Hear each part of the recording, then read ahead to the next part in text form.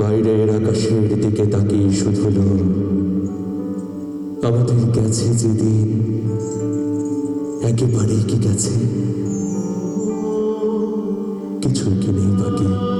এই অনন্য আয়োজন জাতীয় কবি কাজী নজরুল ইসলামের জন্মজয়ন্তী উপলক্ষে। এমনকি আকাশকেও আমি কখনো এমন গভীর ও জলভারানতা দেখিনি। তিনি তখনও নীরবে তাকিয়ে আছেন। ত্রিতালে মহাকাল এই আবৃত্তি সন্ধ্যার আয়োজন করে। বজ্রসম কণ্ঠের ডাক কাঁপিয়ে তুলেছে আকাশ বাতাস, নিবিষ্ট প্রতিটি হৃদয় যেন মহাকাল সাক্ষ্য দিবে মুহূর্তের। বাংলাদেশ শিল্পকলা একাডেমির এক্সপেরিমেন্টাল হলে শনিবার রাতে অনুষ্ঠিত এই অনন্য আয়োজনে আবৃত্তিকার ইনামুল হক সাগর, আবির সিদ্দিকী শুভ্র ও ইফতেখারুল ইসলাম দর্শকদের মন্ত্রমুগ্ধ করে রাখেন। যেখানেই বুলেটের আঘাতে ঢলে পড়ে কোনো সংগ্রামীর শরীর, সেখানেই আবার লাফিয়ে পড়ে তোমার দীর্ঘ ঋজু দেহ। এদিন এই ত্রয়ী আবৃত্তিকারীর কণ্ঠে ধ্বনিত হয়েছে বরেণ্য কবিদের 15টি কবিতা। প্রথম সূর্যোদয় থেকে কতগুলো বলদ মস্তিষ্কের চাওয়া ছিল এপারের সূর্যটাও আলো দিক ও পারে। স্বপ্নগ্রস্ত এই 3 তরুণ আবৃত্তিকারের কণ্ঠে উঠে এসেছে তাদের সময়ের কথা, স্বপ্নের কথা, দেশপ্রেম, মুক্তিযুদ্ধ আর বঙ্গবন্ধুর কথা।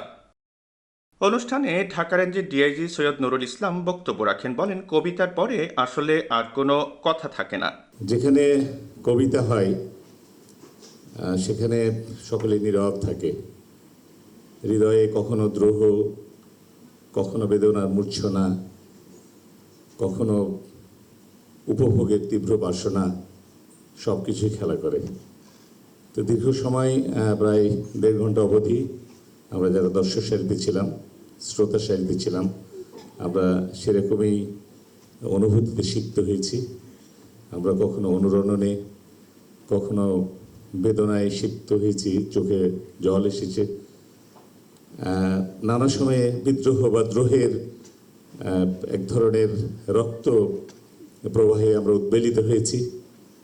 তো সব আঙ্গিকটাই আমরা অনুভব করেছি। তবে এগুলোর জন্য আমরা আসলে কৃতজ্ঞতা জানাবো আমাদের পুলিশের 3 জন সূর্য সন্তান। এদিন ত্রিতালে মহাকালের এই অনন্য আয়োজন 2 ঘন্টা সময় ধরে দর্শক শ্রোতাদের মোহাবিষ্ট করে রাখে। এই 3 জন আবৃত্তিকারী বাংলাদেশ পুলিশের গর্বিত সদস্য। তখন সত্যি মানুষ ছিলাম, এখন আছি অল্প। তখন সত্যি মানুষ ছিলাম, এখন আছি অল্প।